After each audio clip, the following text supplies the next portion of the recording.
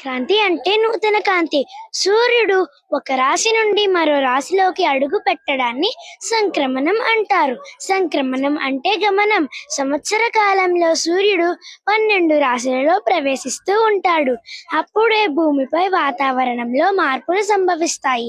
ఈ విధంగా కదలికలు ఏర్పడినప్పుడు సూర్యుడు నెలకు ఒక నక్షత్ర రాశిలో ప్రవేశిస్తూ ఉంటాడు.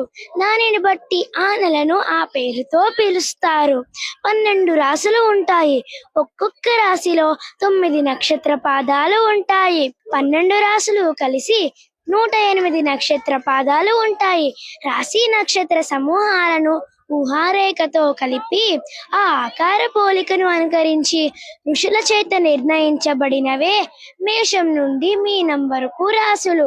సూర్యుడు ధనుస్సు రాశి నుండి మకర రాశిలోకి ప్రవేశించటం మకర సంక్రమణం. అదే మహాపర్వదినం. ఈ 12 రాశుల సంక్రమణాల్లో సూర్యుడు ఆషాఢ మాసంలో వచ్చే కర్కాటక సంక్రమణం, పుష్యమాసంలో వచ్చేది మకర సంక్రమణం. ఇవి ఎక్కువ ప్రాధాన్యతను సంతరించుకున్నాయి.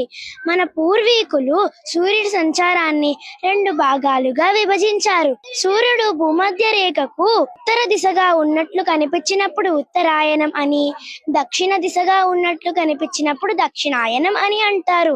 ఈ చంద్రమాన సంవత్సరంలో 6 నెలలు దేవతలకు పగలు, మిగిలిన 6 నెలలు దేవతలకు రాత్రిగా పరిగణించారు. అందుకే సంవత్సరాన్ని 2 ఆయానములుగా విభజించారు. ఖగోళ శాస్త్రం ప్రకారం ప్రతి సంవత్సరంలో జనవరి 15 నుండి జూలై 15 వరకు ఉత్తరాయణం అని, జూలై 16 నుండి జనవరి 14 వరకు దక్షిణాయనం అని అంటారు. ఇంతటి మార్పుకు సంబంధించిన విశేషాన్ని ప్రజలందరికీ అర్థమవ్వాలని పండుగలు జరుపుకుంటారు. చంద్రమాన సంవత్సరం సౌరమాన సంవత్సరం కంటే 30 రోజులు వెనకబడుతుంది. ఈ 30 రోజులు సవరించి చంద్రమాన సంవత్సరాన్ని సౌర సంవత్సరంతో సమానం చేసేందుకు ఆ సంవత్సరంలో ఒక నెలను అధికంగా కలుపుతారు. ఈ నెలను అధిక మాసం అంటారు. ప్రతి 32 నెలలకు ఈ అధిక మాసం వస్తుంది. ఈ అధిక మాసం వచ్చినప్పుడు శుభకార్యాలకు, ముఖ్యమైన దైవ కార్యాలకు పనికి రాదని నిషేధించారు. సమస్త జీవకోటి రాత్రులు నిద్రపోయి పగలు ఏ విధంగా అయితే మేలుకుంటున్నారో అలాగే దేవతలు కూడా ఉత్తరాయణంలో మేలుకొని ఉంటారని, వారు మేలుకొని ఉన్నప్పుడు ఏ కోరిక కోరినా తీరుస్తారని పండుగలు జరుపుకుంటారు.